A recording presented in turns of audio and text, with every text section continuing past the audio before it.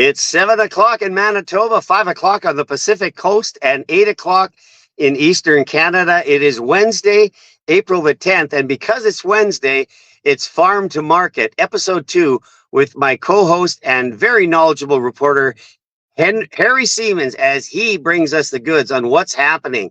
We're going to talk about a few interesting things, so stay tuned here as we get into our programming here.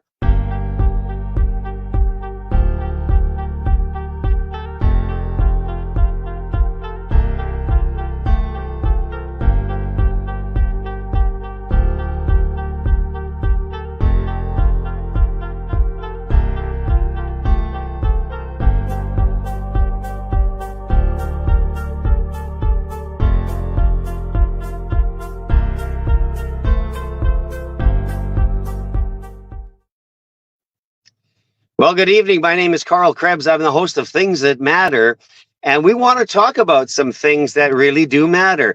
And in our episode 2 of Farm to Market, we're going to talk about what's driving the issues behind the scenes. Why are we seeing such high food prices, and what's playing out that's going to eventually make its head and make itself known? And we're going to see the effects of that. And I am pleased to welcome back my co-host, Harry Siemens, as he is going to fill us in on what's going on. Welcome to the show, Harry. How you doing, my friend? You know what? Doing okay. It's great. I mean, the weather is pretty good, and so I'm still doing this at 77 years young, and it's been 53 years that I'm a farm journalist. Started way back in April of 1971, and so you know what? The good Lord has been awesome. And I have followed him, and I've just continued to work, as I've told you last week, and I always like to repeat it. You know, first of all, I like to tell the story of farming one farmer at a time, and I do that lots. Secondly, I'm a journalist, and I like to be accurate. Doesn't mean everything is always exactly the way people would like it. And thirdly, I'm a farmer's advocate. And that doesn't mean I agree with a lot of farmers. In my early rookie years as a farm broadcaster, Karl, I would have people call me up and say, Harry, how could you say that? I said, you know what? My recorder is rolling. Keep talking. Yeah, exactly. You know what? There's what people want to hear, and then sometimes there's what they need to hear. And we want to balance that. It's kind of balancing it between truth and love, you know. I've often said, that the truth without love is very harsh. But love without truth is sentimentality, and we don't want to play it up or play it down. But I think what we're going to try to do here as we go from episode to episode is highlight the fact that how important our farmers is, how important the farmers are, and that when we look at farmers, they're often, caught in the middle. And when we look at the changes that are occurring on the average farm, whether it's a small, medium, or large, it tends to be now either extremely small or extremely large. I think the middle is gone. But we want to advocate for farmers as great tenants of the land, as good caretakers of the land. Yes, and you know what? Absolutely. And people sometimes have talked to me and said, why do you just interview and do stories on the big farmers? Well, I don't. But at the same time, what was a small farmer, a number of years ago is a bigger farmer today, but still the same farmer, still the same farm. And so we have, and that's the myth that I would like to disqualify right now is you want to debunk it. You want to debunk that stuff. Debunk the fact that we've got corporate farmers. The only way we really have corporate farmers is like my brother Jack, who incorporated a number of years ago. He farms 1,800 acres with his son. They did it for tax reasons and whatever else. So he's a corporate family farm. And for the most part, that's what we have across Western Canada. Sure, we've got bigger companies coming in. They buy up land, they rent it to farmers. But for the most part, where the real production, the real farmers, the people that are feeding the people around the world. And I always go back to my good friend Orion Samuelson, turned 90 on March 31st. He's in Scottsdale, Arizona, farm broadcasted 46 years at a WGN Chicago. And he was my mentor from 1978 on. And he says, Harry, serving agriculture, the basic renewable industry, is such an absolute joy and blessing and an honor. And that's how Yeah. I feel today. Yeah, and that's one of the reasons I asked you to join me on this segment, because of your vast knowledge, your experience, and the ability to look at it and step back from it and report it as it's actually happening for what it is, not beholding to anybody. That's one of the questions I asked you. Are you beholding to anybody as you report? And you chuckle and laugh and said, no, I guess only God, I suppose, huh? Yes, you know what, and a lot of people think, I'm far richer than I am as far as money is concerned, but I'm very blessed and rich with the work that I've been able to do. From since 1985, I worked from home. I had my office from home, so it didn't matter whether we lived in Plum Coulee, Altona, or Winkler, or Winnipeg, or I traveled to Europe or wherever. My laptop was my office, and I could do it from wherever. And with technology, and I embraced it early, 1982, my first computer, and I've always stayed on the cutting edge. And my tagline also is, on the edge with Siemens Says, and that's where I've always loved to be. I love the moniker Siemens Says. It reminds me of the game that we used to play, Simon Says. So cute little thing. So we've got a story tonight we want to share with you that are watching now and will possibly be watching later. It is a story that is already in play in Oregon with the Oregon farmers. And to get us going, I've got a 3-minute clip here that I want to play for you guys. And then we're going to jump into this, because this is already happening in Oregon. It isn't kind of a fear or a conspiracy or something that people think might happen. It's playing out. So let's have a listen to what this farmer in Oregon is reporting, and then let's get in. It seems like these types of stories are starting to become so prolific you could almost do a video a day on this stuff. But today I wanted to talk about the state of Oregon. And I know that some of you are probably thinking, this is Oregon, this is what happens in Oregon. But hear me out on this, because a lot of these things kind of start in some of these states, and then you start seeing them spread to other states. Okay, so the state of Oregon has effectively shut down small farms and market gardens on a large scale. And they're actually sending out cease and desist letters to farms, and they're using satellite technology to find their victims and then send them these letters and say, you can't operate.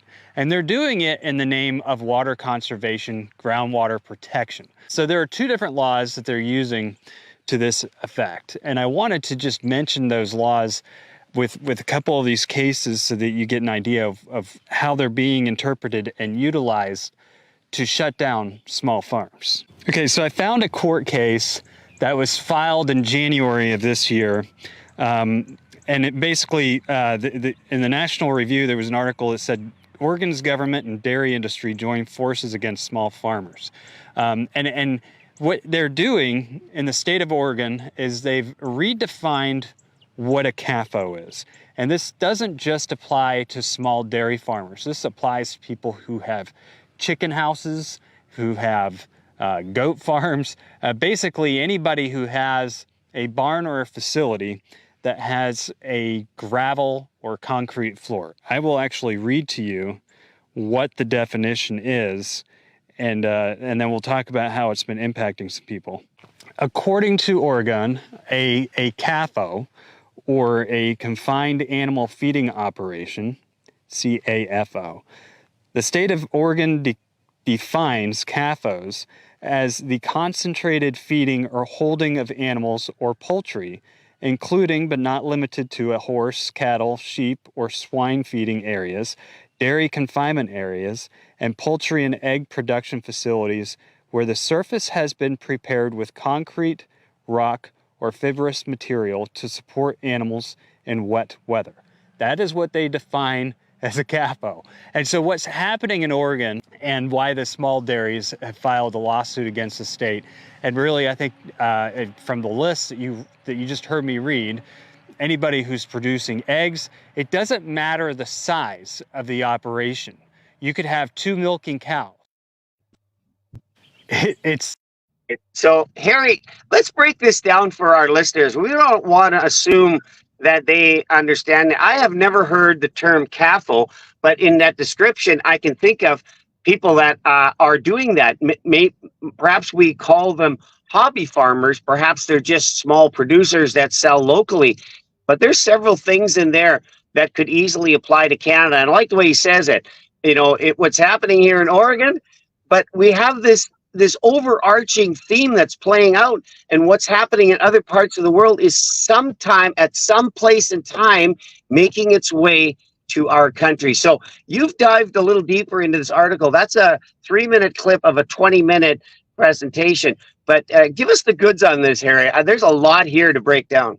Well, first and foremost, like you said last time, said this time, we're not here just to fearmonger. We're here to set the record straight so that people can understand it. Number one is, yes, I mean, I read of two ladies that were running a little dairy farm, 3 cows. And yet it was the big farmer that complained to government saying, hey, they should be under the same rules that we are. So now they're supposed to spend $100,000 to bring their own system up to speed so that it looks after whatever needs to be looked after. And so that is number one, that it's a small farm. And yeah, 3 cows is something that, my dad had 1 cow, 2 cows. But at the same time, it goes to the bigger farmers, not big, but at the same time, it means that they can't afford to pay the $100,000 to upgrade. So they got to cease and desist, right? They can't do it. And so 3 cows can sell milk, cream, whatever, butter to neighbors.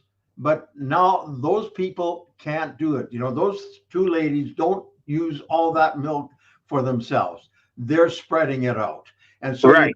You take one farmer, you take another farmer. And so it's basically a law that government puts together so that they can do these things to people like that.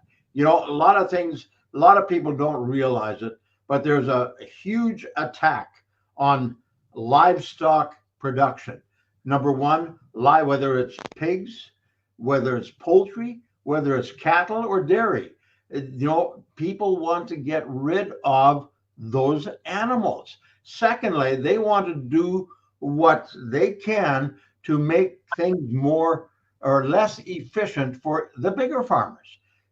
We've come through in Canada where sometime it happened in Alberta, it happened in BC, where they had sit-ins, protests, right inside a Hutterite turkey barn. And I have the pictures. I was there, and I wasn't there, but I was there via video.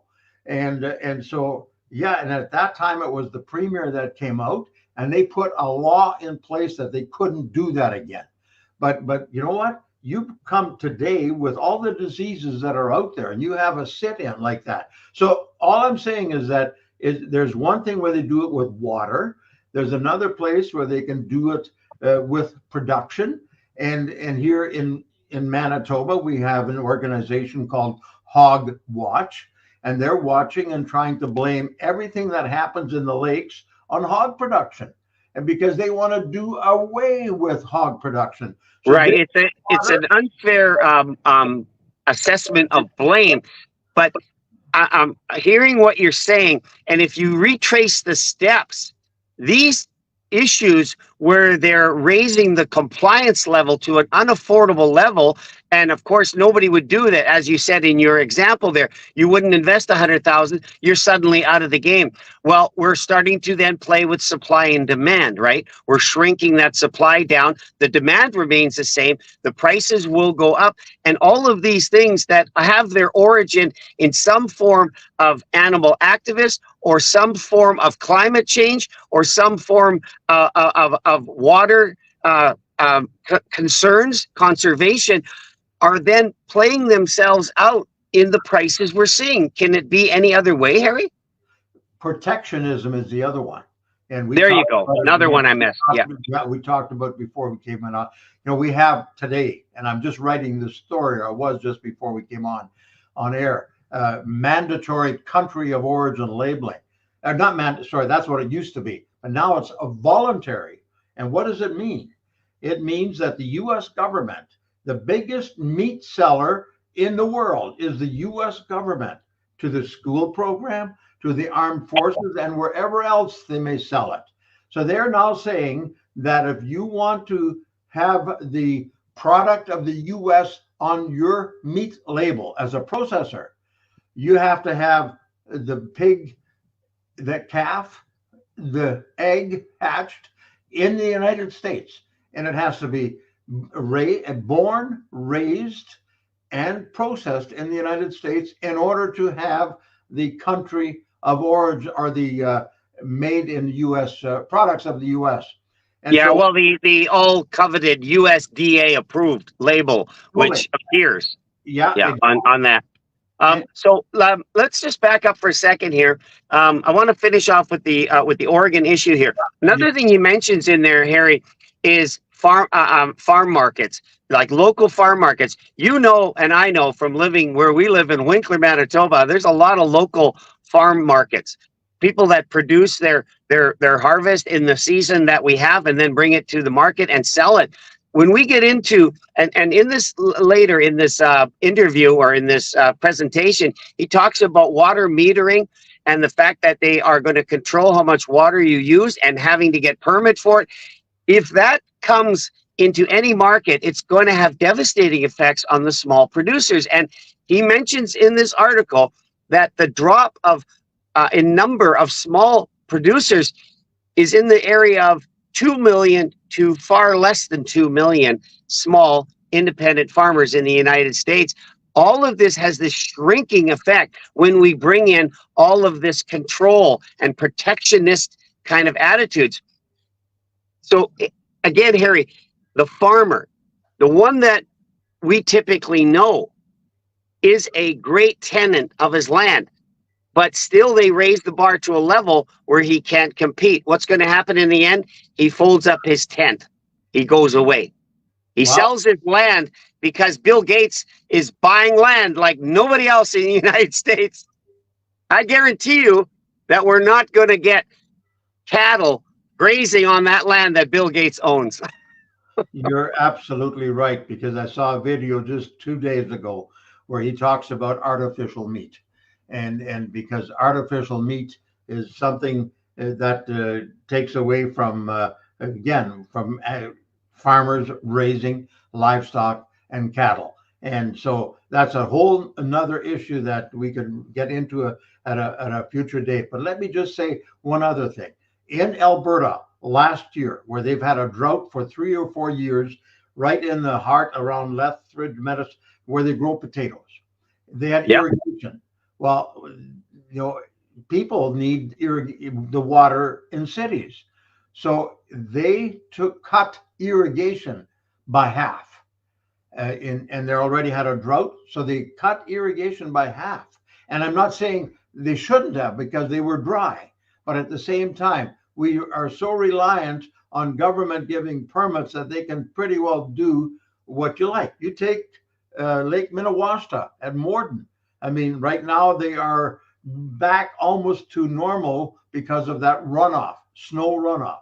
But they were in a drought situation, and they could not shower as often as they would like to most of the winter. Why?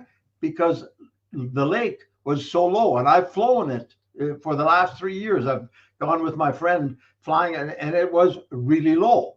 But again, the government has control, and they can tell you exactly. And the really key thing is, as they did in Oregon, they're using satellite, whatever, in order to detect where these little farmers so-called are, and we can do that wherever. And then they can just put the law to you, and they say, okay, you can't do it.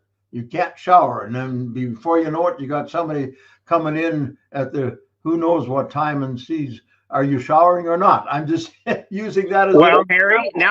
now you're getting onto something that I was a part of a podcast on, or was a webinar. But they were talking about the new meters that the city of Winnipeg has voted and approved to be installed in every home. These meters are nothing more than spy detection on the people as to how much water they're using in the moment they're using it. And with concerns over security, you know that if the highest levels of military can be hacked, they can certainly hack in and find out who's not home and when would be an opportune time to break in. It's kind of crazy the amount of surveillance. And this is when we get back, when we retrace the steps here, we're talking about ultimate control in the falsehood of protecting and in preserving what is not even necessarily under threat. In this article, was really funny. He referenced someone who made a statement that water is not a renewable resource. I thought, what planet did you fall from? Well, totally. Exactly. I mean, and that's why agriculture, farming, I love it. It's a renewable resource. But if you put controls, as Trudeau talked about 2 years ago, they kind of backed off talking about it publicly, but they were going to, maybe get farmers to cut back 25% on fertilizer use, so we don't have the whatever use. Well, you said earlier off before we came on live that a 30% reduction in the use of fertilizer would end it for people. Would end it for the farmer, especially for the middle-sized farmer. Absolutely. And at this point, it wasn't so much the 30%, but it doesn't matter. Will it be 20%? Will it be 15%? 30%? Before you know it, it's like the carbon tax. It started where? And now we're up here. And before we know 23% increase as of April 1. For those of you that have maybe joined us late, I'm talking with Harry Siemens, a 53-year veteran in ag producing. And the purpose of Farm to Market, this new segment on Things That Matter, is to perhaps give you a little more contrast, a little more background as to what's driving the price of our food up in the market, because eventually all of what we're talking about here manifests itself in higher prices. And food, shelter, and clothing are your three staples you cannot do without. And we're living now in a time where we're just astounded at the cost of produce in the market. Whether you have to buy, whether you purchase it in meat or in your other staple items, it's astonishing to see the rise in the price. So what we're talking about here, Harry, is all coming in an ugly way to manifest itself in those prices. In California, we have Proposition 12, and I alluded to it last week. Yeah. But I saw some more statistics since then. And Proposition 12 means that the sows giving birth to weanlings, baby pigs, they've had to go to 25 feet instead of wherever it was before. But not only pigs produced in California, whatever pork comes into California has to be produced under those numbers. So I've been trying to find out who's doing it, because right now California consumes 10% of all the pork in the United States. So it's got to come from elsewhere because they only produce 1%. And so now the consumption of pork has dropped by at least 2%, maybe 3%. The price of pork in California has gone up 20%. Wow. Because of Proposition 12. And we have many of those same propositions, proposals in the different states. In fact, we have one in Colorado, which is looking at eliminating the processing plants in Denver. And these are chicken processing plants. Why? Because exactly for that reason.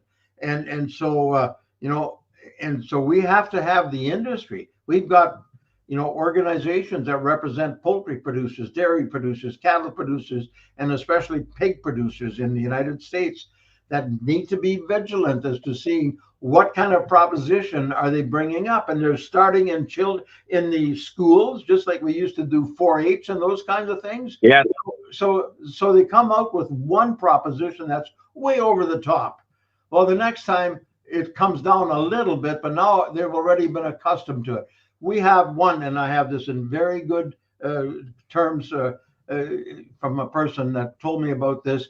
There's even one state in the U.S. where there's one proposition somewhere down the line. It's not nearly here yet, but where it'll be illegal to produce or to kill an animal for food production. Yeah. Illegal, you know. Yeah, this is the kind of insanity. And, you know, we've been living in this insane kind of mentality, in this utopian kind of mentality of people who think that they can reorganize the world and make it a better place. And what we're seeing here is the staples of life are in jeopardy. All of the legislation and all of what certain people who have influence and power are trying to do is going to create a crisis of people not being able to afford to feed their families, and a severe restriction in the market that it's just simply not available. Totally. And I've been there. I mean, I've come through farming way back from 1965. When 1967 everything looked like it was great. In 1970 it wasn't that great. But that had to do with people in the world weren't buying. You know, we had too much production. But at the same time, farmers were in trouble. And then when we had mandatory country of origin labeling in the United States back from 2011, the hog industry in Canada just about disappeared. And we had to really work hard at getting back. And then we had Gary Doer, who was the premier in 2011. He brought in a restriction that had to do with animal units regarding pigs on farms. And that meant that from 2011 till, we talked about it a little bit last year, but I've got more detail. From 2011 to 2015, farmers could not increase production by one pig in Manitoba. I'm not kidding you. And it just about we have a real case of this little piggy didn't go to market. He didn't even have a chance. He's not even in existence. One pig. Even a hog farmer who wanted to expand or build a new barn. Well, he couldn't afford to build a new barn because he couldn't put more pigs into it. And so that was a real problem. We didn't have expansion for 15 years about in the start going back just because of that. And now finally we're seeing some of that. And I'm still, you know, I'm got my fingers crossed. I'm not holding my breath as I see news releases from the NDP government, and I'm not here to knock them at this point. I'll hold, you know, I'm going to give them the benefit. We'll do that when the opportunity is ripe. Yeah, but I'm seeing 4 and 5 news releases every day coming out of the Manitoba government, and it's got lots of things. You know, right now we got mussels or whatever. We've got these things in the Clear Lake, and they're talking about shutting down Clear Lake. You know, and so that people can't use boats in Clear Lake. And so yet we have had these points of entry into the province that have had boat inspections on for years. It's everywhere in the U.S. I travel extensively, as people know, and I see them all the time. Let's in the remaining minutes that we have here, let's talk about where this, you know, again, feeding it back, because everything has its origin somewhere. And I'm going to start with a fact that in 2016, when Donald Trump took the helm in the United States, and he issued a decree that for every new environmental law that came on, 2 had to come off. Are we at that point, Harry, where we've got to really look at this and say, if you want to bring that law on, we've got to have some sort of overwatch that says 2 got to come off? Because what we're talking about here are people that are far removed from the farm and where the action happens, and eventually the produce that makes its way to the market. But do we have a case here where it's really back there in some office with some, pardon the expression, pencil neck geek maybe, who is putting in laws? You know, as I said last week, Ted Menzies, who was a member of Parliament, he told me that in Ottawa, it's not the Department of Agriculture that sets the tone. It's Environment Canada, and they're setting the tone. And we have at least 110 non-government agencies that are on a committee. Farmers make up a very small part of it. And those are the guys for the last 2, 3, how many years under Trudeau have been setting the policies regarding environment and coming up with ideas on how farmers should farm. They're not listening to the farmers. Yeah, they're trying to make their points. But that's really a big problem where we have bigger farm organizations and they're involved in such a committee and they can have some input. But when it comes right down to it, the laws and the regulations, they can come from Environment Canada, and then we'll have to wait and see. You're absolutely right. If we don't watch what we're doing on one side, they'll take it away on the other. So we're going to, at some point, and I don't suspect it'll be that much longer, go to a federal election. And of course, there's a lot of campaigning that Pierre Poilievre is doing, axe attacks and everything. And I know we touched on it last week, but I don't think we can say it enough. When he comes to us and tells us how he's going to do that, he really needs to go mining deeper and get to the source of where this agenda is being driven. And that is people that have the ear of the government for whatever selfish ambitions or ultimate agenda they have that is going to eventually come at us from another thing. If he does axe the tax, if he even does it, what's coming behind it? Well, that's really what Ted Menzies was trying to tell me. You know, it's one thing to move around some people, but where is it coming from? I mean, we've got the World Economic Forum, we have the European Community Environmental Committee, and so much of it's coming from there. And I sometimes believe that Trudeau has been playing to that crowd with his tax and so forth. And yeah. So you're absolutely right. We're going to have to be careful what it is, you know, and I have asked Pierre on Twitter many times. I said, you axe the tax, but what are you going to do with climate change and how are you going to handle that? Because axing the tax is nothing compared to what is coming down the pike when it comes to how we're going to have to farm down the road. Yeah, it very much represents a real threat to farmers who are going to be deemed in some ways unsuitable to manage the resources that they have managed for centuries, for generation after generation. And here you have some person with that agenda coming in and saying, well, no, we've tested the water on your property and it's not up to the standard that it is. And suddenly the ball's in play, you know, suddenly it moves slowly, but it does come. And this kind of legislation that we just talked about in Oregon is a real soft sell. It comes at you from your blind side. Oh, we're going to have to control water. Well, that sounds good on the surface, but how far you go with it depends on who it's going to affect in the end. Yeah, and we'll cover this part of the next part of the topic I'm just going to introduce today, and that's the one on hemp production. Right now, as of March 15th, that's when farmers have had to sign up as if they're going to be growing hemp in Canada, and so they have satellite monitors, you know, indicating how much of the carbon is releasing from your soil. And so, and when you have that, the next step is you get paid to grow hemp, and then you get paid on the basis that it goes to a processor, and where that then goes from there depends on how much that farmer gets. But I'm going to do a bit more research on that one so I can talk more confidently, because I'm just writing that story as we speak. Right. Thank you so much, Harry. I think we've already set the page, a tone for next week's call. And I'll give you a clue on this, because we were talking before we came live that you might be surprised who is the ultimate buyer of it. And you might have it in your home in the form of furniture. Yeah. So we'll leave you with that. Just a little tease. Harry, thank you for being with us again. We're looking forward to having you next week again. Thank you very much. And you know what? That Siemens says, somewhere, sometime, somehow, I'll see you again. You betcha. Thanks, Harry.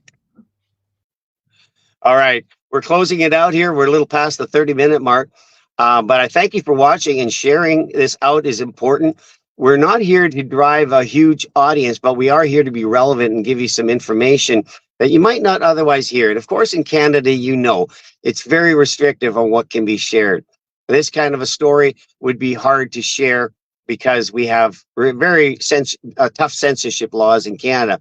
So we'll be back next week with another episode of Farm to Market with Harry.